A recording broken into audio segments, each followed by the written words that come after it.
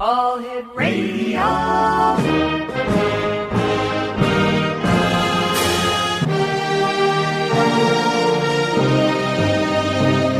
Welcome to the X Zone, a place where fact is fiction and fiction is reality. Now, here's your host, Rob McConnell.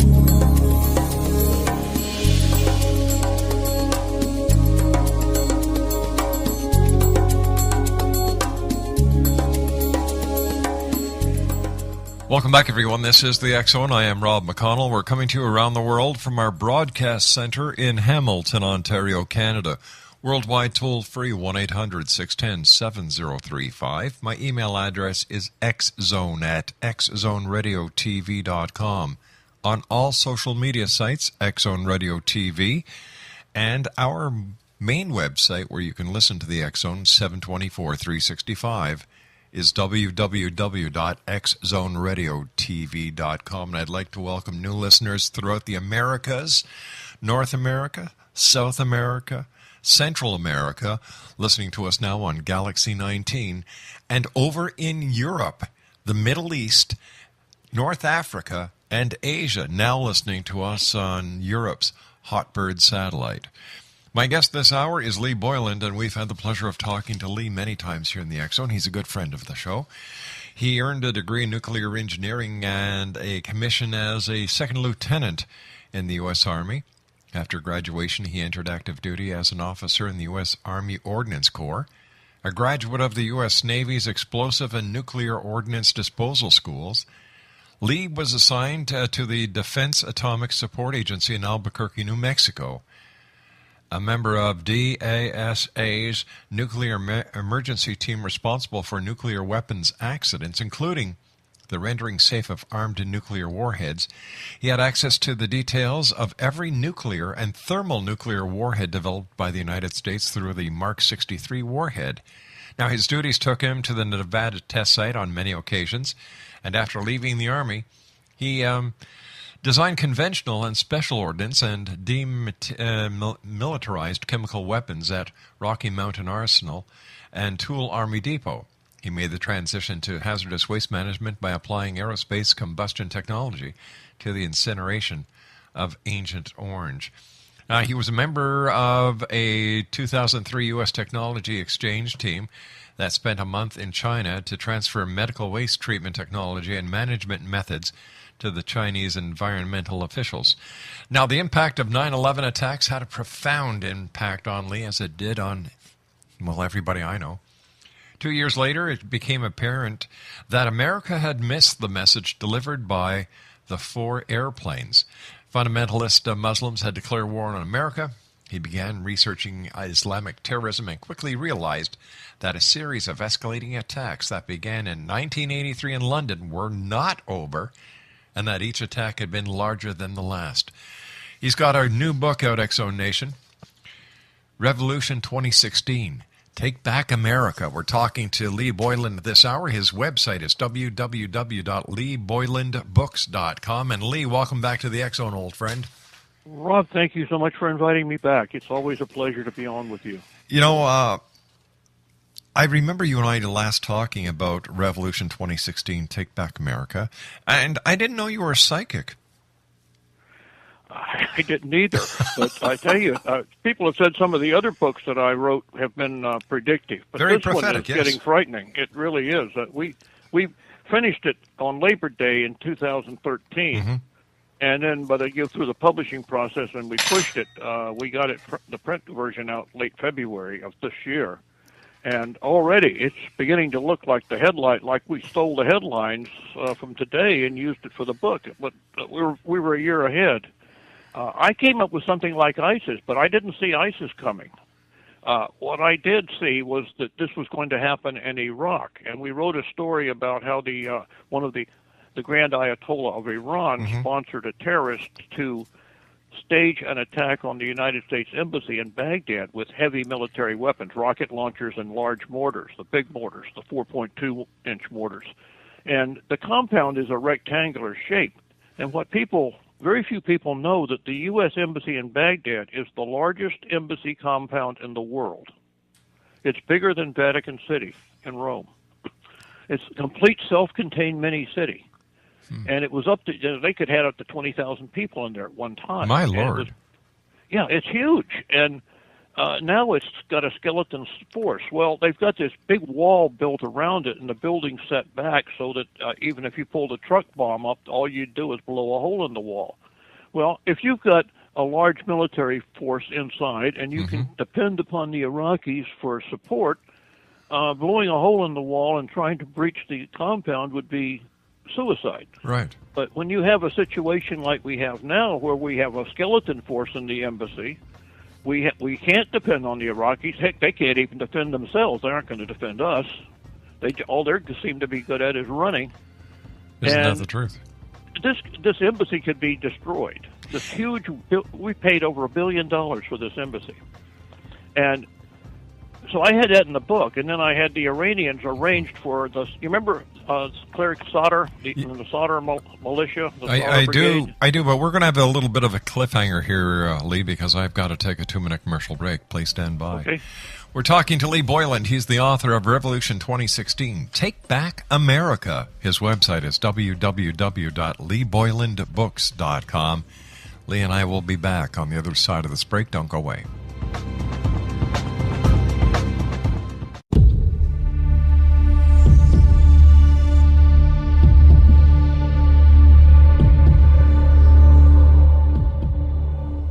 Welcome back, everyone. Lee Boyland is my special guest. He's the author of Revolution 2016, Take Back America. His website is www.leeboylandbooks.com. Sorry I had to cut you off there, my friend, but I do have to take these hard breaks. So let's finish about the embassy. 20,000 people, that's a lot of people. And why? That was why a lot of people. It was a huge building, and it's now basically mostly empty. So in the story in the book, after the attack on the embassy, then the Iranian sponsors al-Sadr to raise his Mahdi army, and they attack Iraq and basically take over. So I had a version of what's going on, but it was from a different angle than what's happening. But I think the fact that something really bad is happening in Iraq and we covered that in the story. That was my point. We didn't get the right players on this one, but we got the plot right. The other parts in the book goes forward to the gun laws, the passing these laws and then having these no-knock raids in the middle of the night, which some of the police departments have started doing. And they basically come in without a search warrant, and they kick the door down and come in to seize the guns. Well, what happens when you get the wrong house? Yeah. Or the people that you thought you were after had moved and a new family had moved in, and this kind of thing can happen and has happened. And so I have a lot of elements in this story about what goes wrong in America, and it's not one thing that causes a revolution, and it's not a planned revolution where people sit down and plot it. It's a series of disconnected events that begin to occur around the country from various points of view. And it's like having little fires. If you had a big forest and you set little fires all around in the forest, pretty soon you've got a huge blaze. And that's the way I wrote the story, is that all of these little incidents spark more incidents, and the resentment gets bigger and bigger, and finally it ends with a big march on Washington to throw the bums out and hang a few of them. Lee, why is the embassy in Baghdad so big? That's a wonderful question. I wish I could answer it. Bush built it. That's one thing we can lay on Bush. That's the classic down here in the lower 48 is if anything goes wrong, it's Bush's fault. Well, in this case, it is. I couldn't understand why we were doing it, because we had this grand plan that Iraq was going to be the center of democracy in the Middle East, and it was going to be the shining city on the hill for all the other Arabic and Islamic countries to look at and copy, and it didn't work out. That was a big boo-boo. Yes. I think the problem is we don't recognize what we're up against. We have this, first of all, you go into this area with this assumption that these people are yearning for democracy. They're yearning for freedom. And most of them don't even understand the concept. So if you're going to do this, you have to look at I think, 100-year plan. If you're going to go in and take over a country, you take a country like Iraq, and you start with the basics. The basics are education. You have to educate the little kids from the first grade up with a system that teaches them world history, science, mathematics, sociology, the same education we teach our children, so that they see the world as it is, not as some cleric tells them in a mosque, and that's the only source of information they have until now the Internet's starting to penetrate. But the major countries can turn that off. You know, China's really good at turning it off. Iran turns it off. So you can't count on it. But if you're going to get into this and you really want to make a change, you've got to do a bunch of things. And one of them is you have to get past the tribal mentality. And we see that now in all of those areas. It's, you know, your loyalty is to your family, to your clan, to your tribe. The idea of a national flag for a country just never grew up in that part of the world. It's always been the tribes. And especially in Somalia, it's terrible with the tribes. And we see this. And then you have a division in the major religion in the area between the Sunnis and the Shia, and they don't get along. And there's been war between them for about almost, 1,300 years now. They've been fighting each other. And we go in there with this grandiose plan about we're going to make everybody wonderful, we're going to vote, we're going to have freedom, and it's totally against the entire culture, the mindset of the people. And we wonder why it doesn't work in 5 years. But is it possible, Lee, that there are these countries, these civilizations, these countries that we try to force democracy down their throats that just cannot conceive the concept of democracy, and it will not work no matter what you try? That's my point. Unless you want to take over the country and totally dominate it, I mean really conquer it, and then educate the children in your system of education and you're going to have to fight the parents, because the parents are going to fight you over the education you're giving their children because they don't like it. So yeah, it's almost an impossible task. Where do you think where do you think the United States went wrong with ISIS?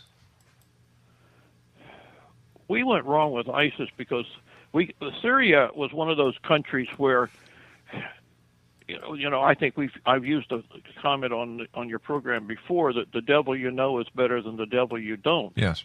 And I think that was true in Libya because, you know, Gaddafi was bad, but as I think it was Harry Truman that said, he may be a bastard, but he's our bastard. Right. In a big speech. And what he means is, he's a bad guy, but he's our bad guy, and if we get rid of our bad guy, we get their bad guy, who's even worse than our bad guy. And that's what's happened all through the Middle East.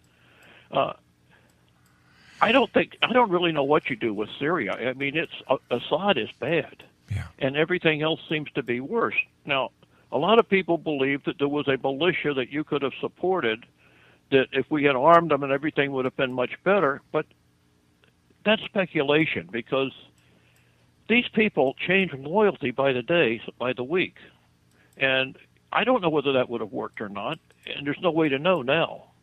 But I don't really, other than just going in there and occupying Syria and cleaning the whole rat's nest out, I don't know what you can do, because you just go from bad to worse. Every time we change something, it goes from bad to worse, so it keeps getting worse. Do you agree with President Obama's reluctancy to put boots on the ground in Syria? That's an interesting question. We're going to have to... Well, first of all, you can't defeat these people. They don't understand the concept of giving up. You know, we won World War II. The Germans got defeated. They realized that they surrendered. The same with the Japanese. They knew they got defeated. It was time to move on. We didn't do to them what the Soviet Union did to East Germany and some of the other countries, and they recovered, and they're very vibrant countries, and we have no hard feelings with them, and they have none with us, as far as I can tell.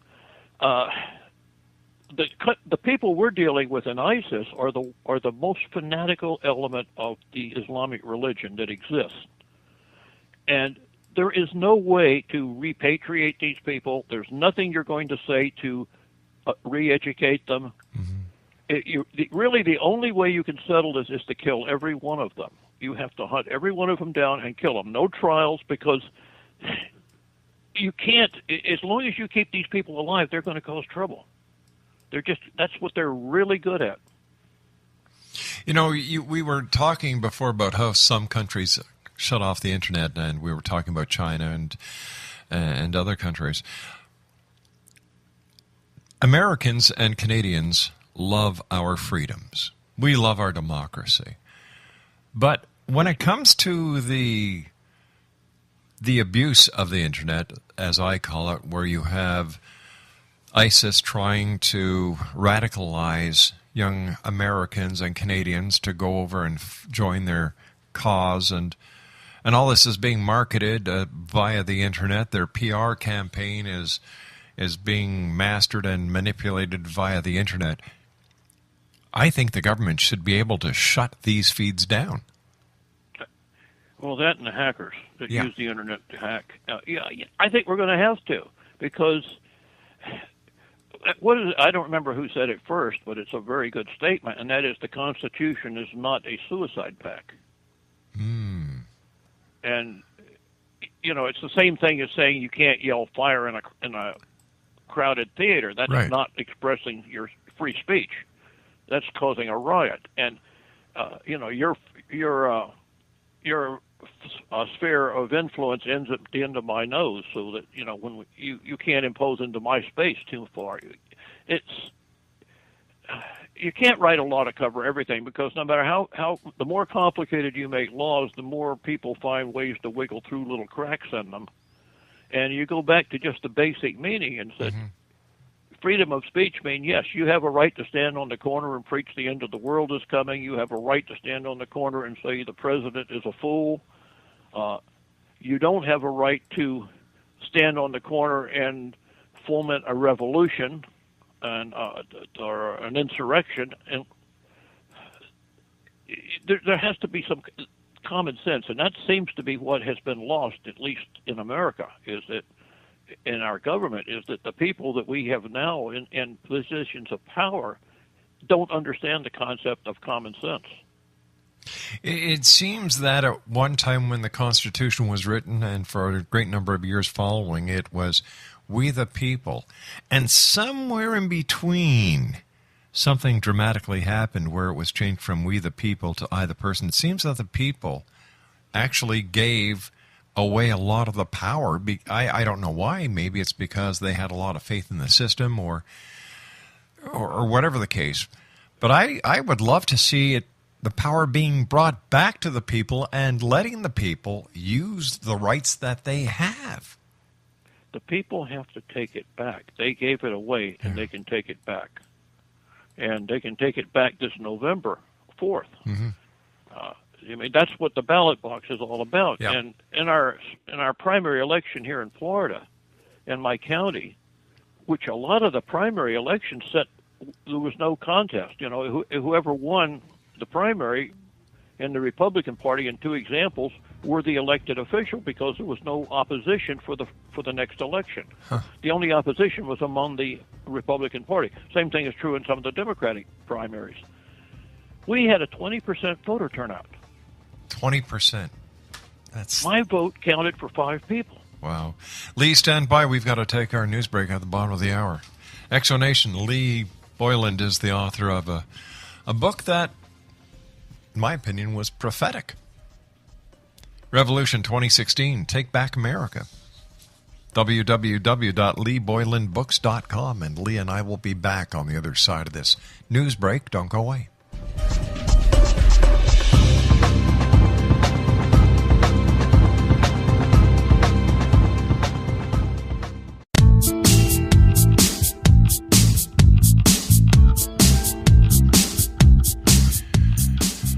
Welcome back, everyone. This is the X Zone. I am Rob McConnell. We're coming to you around the world from our broadcast center in Hamilton, Ontario, Canada. Worldwide, toll free 800-610-7035. Email xzone@xzoneradiotv.com. On all social media sites, X Zone Radio TV. And our main website, where you can listen to the X Zone 24/7, 365, is www.xzoneradiotv.com. Lee Boyland is my special guest. He's the author of Revolution 2016, Take Back America.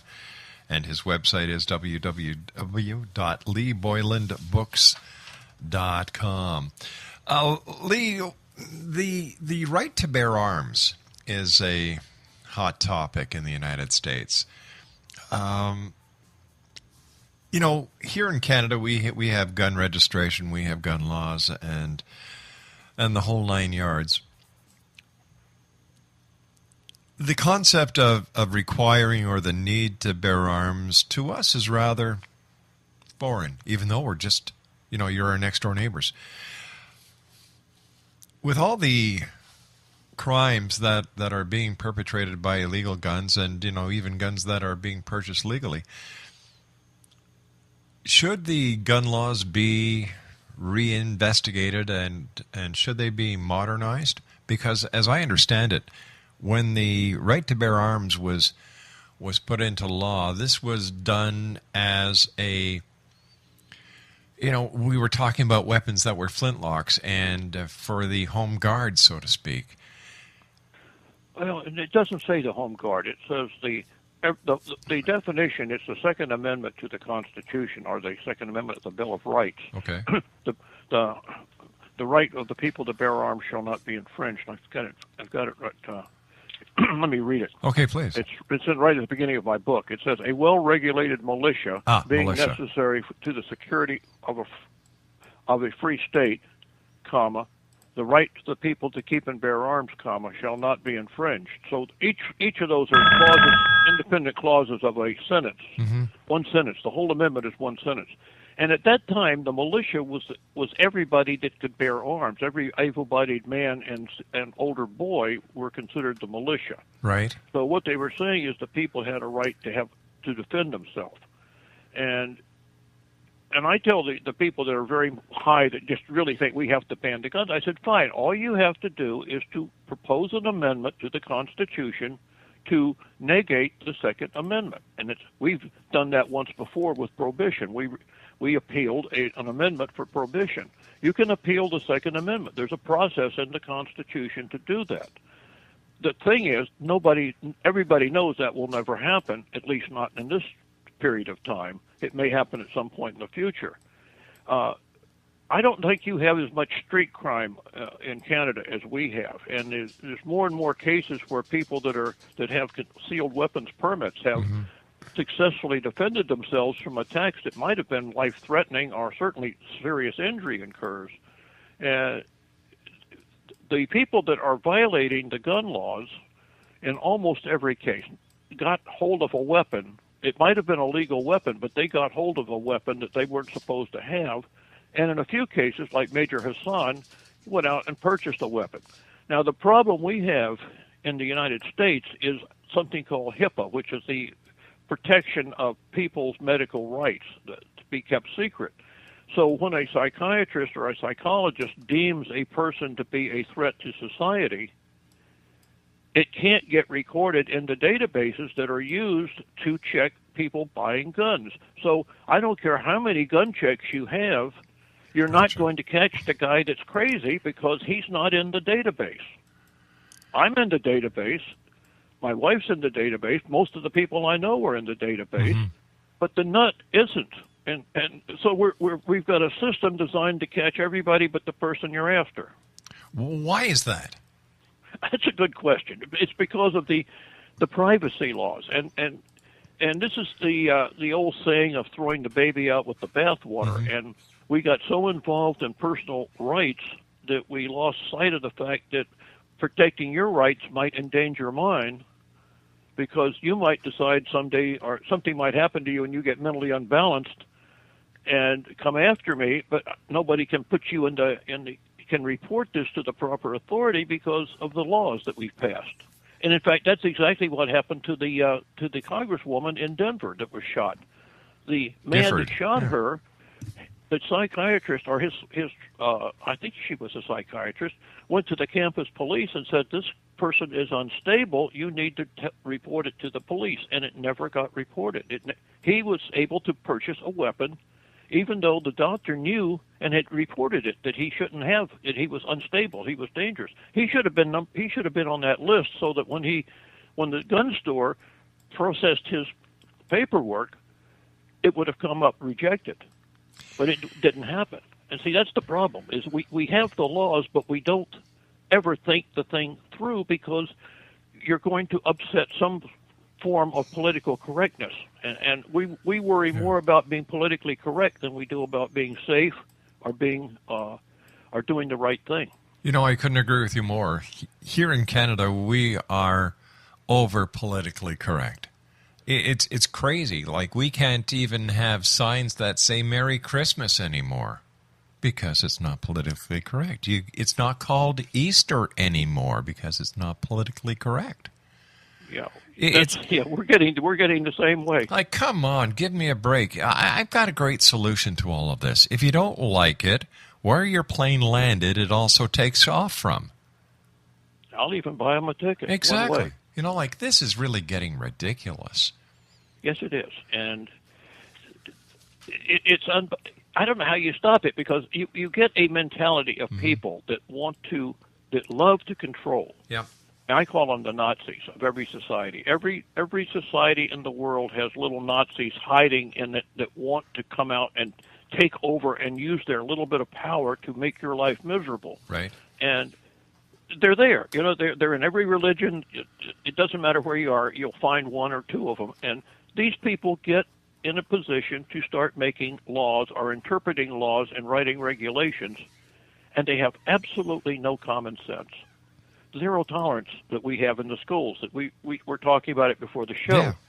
Let's use that. We had children that cannot point their fingers in like a toy gun, or they can't draw a picture of a gun, or have a picture of a man with a gun, even if it's a military man, their father.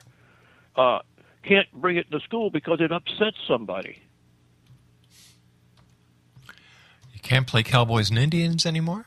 No. And now they're worried about dodgeball on the school because it could hurt somebody's self-esteem. We don't want to give bad grades because it could cause bad self-esteem. You know, my teachers had no trouble giving me bad esteem if I didn't do my work. Yeah, same here. And if I got an A, I worked for it. It didn't come because I was there. This is really... And that's what's happening. And we're... And until we rein these people in, that just continue to push this, and there's no end to how far they'll go. Every time you let them get by with something, they come up with something even more stupid next time.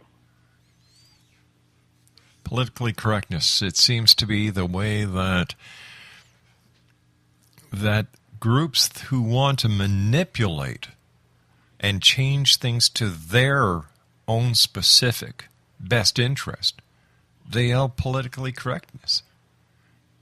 Look what's happening with some of the computer companies now. They're using so much encryption that law enforcement will have problems finding criminals that are using the cell phones, internet, because people say, you know what, we don't want Big Brother watching us.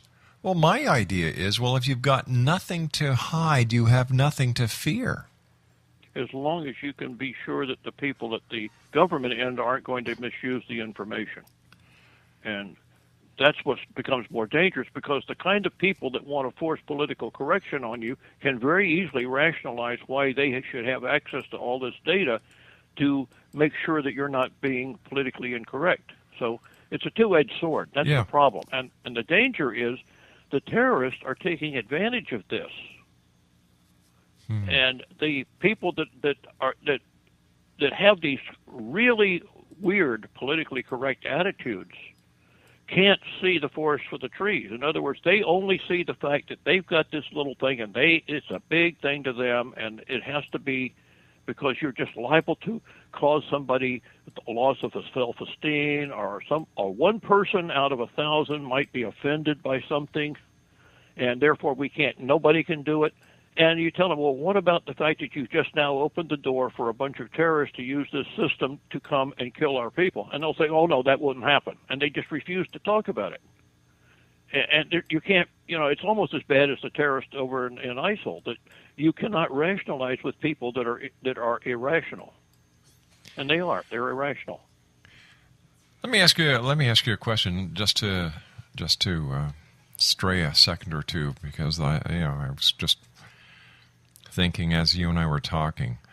Here we have the President of the United States, who knows there's a definite problem in Syria with ISIS, refuses to put boots on the ground because it doesn't fit his agenda. Look, if you're the President of the United States, as I understand it, or even the same goes for our Prime Minister Harper, the need of the many outweigh the need of the few. Mr. Obama, if you have to put boots on the ground to eradicate ISIS, to protect the American homeland, damn it, do it. But you have to give the people clear-cut orders and objectives.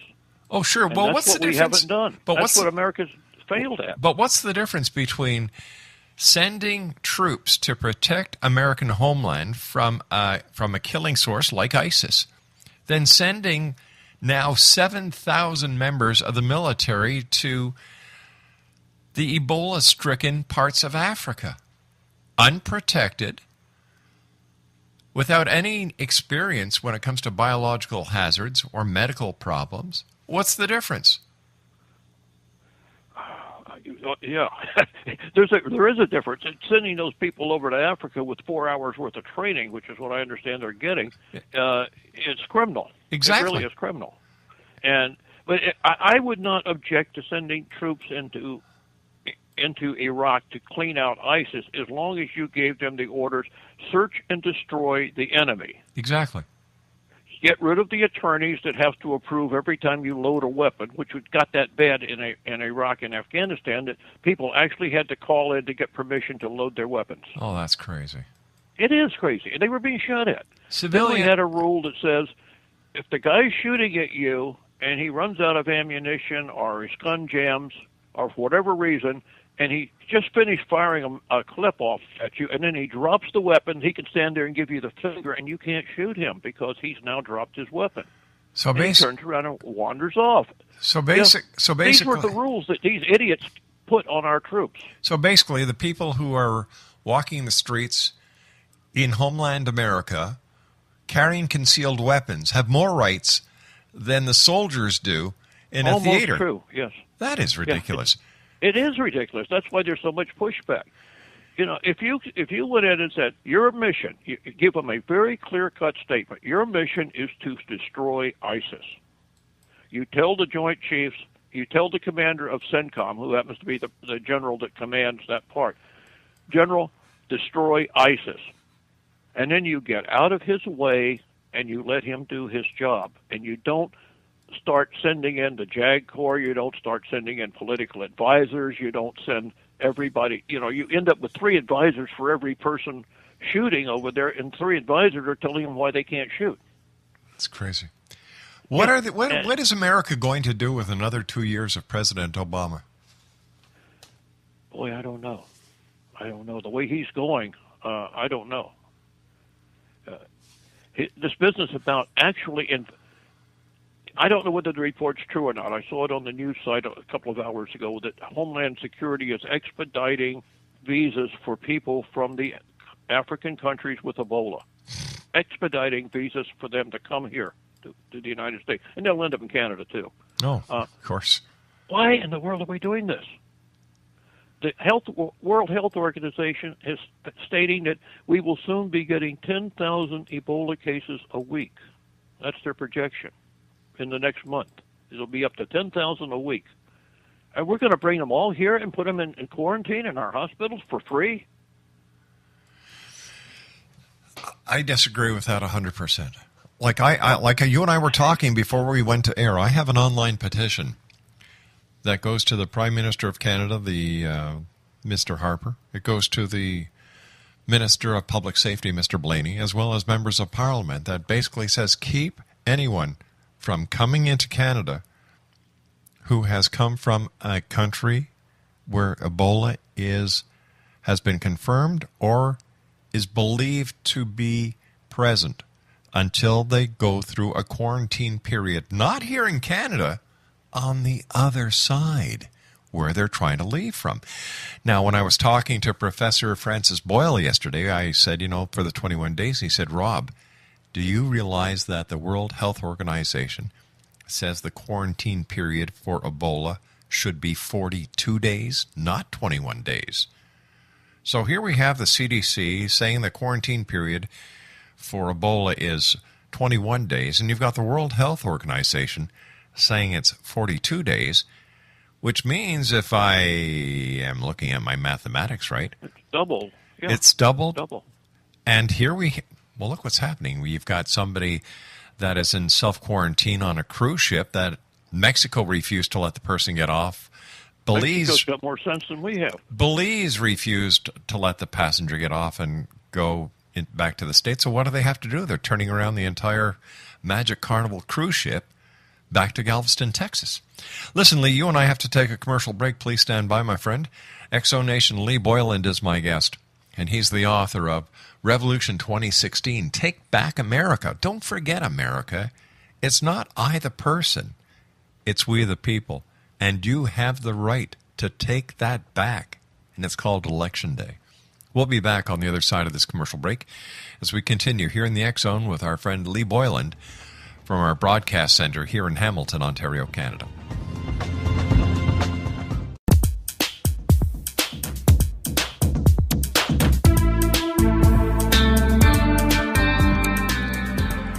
Welcome back, everyone. Lee Boyland is my special guest. He's the author of Revolution 2016, Take Back America. His website is www.leeboylandbooks.com. First of all, Lee, I want to thank you so much for coming on. Always a great pleasure talking to you. Now, I understand that you have a special on your book, Revolution 2016, Take Back America, because you want as many people to get a copy of this before elections. So tell our listeners what they can do. Okay, the Amazon Kindle version, which you can read on any electronic reader, they have free apps that you can download for any other type of reader. I have it on for the weekend at 99 cents. That's the lowest you can put it out on their special program. Mm-hmm. And I just want people to get the book and read it. We don't make any money at that price, but it will be. I think it's necessary because the real theme of this book is it's got several themes on it. One is the fact that the environmental groups keep pushing legislation for green energy, and they don't look at the consequences. Unintended consequences have a lot of play in the stories from various points of view. But if you close the coal mines and close the power generating plants before you have online facilities to replace them, you're going to shut down the power grid. You're going to, and the tree huggers just can't seem to grasp that. They say if we shut down the coal plants, there will be green energy. Well, where is it coming from? It takes years to build these plants. I'm all for switching when you have the plants operating to replace the ones we have now. The other theme in the book, the real theme in the story is if the Congress and the Senate and the President get together and pass draconian gun laws and try to seize the weapons in the United States in violation of the Second Amendment, the people may revolt. Armed rebellion could occur. And the question comes up is, if the president orders the U.S. military to suppress the population, is that a legal order, and will the military follow it? And the theme plays through the whole story.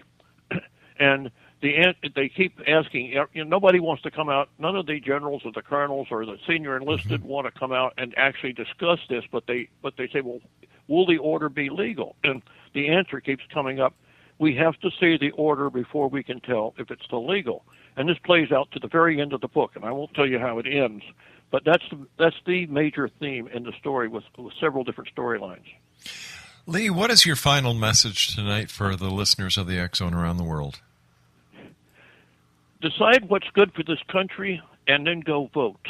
And if you don't vote, you have given away your country. The people that do not vote are are giving away their rights. Yeah. They're not we the people. They're giving a select group of people that do vote, or that sometimes they vote too much. We've had situations down here where we've had polling places that had 180% voter turnout, and that's pretty hard to do.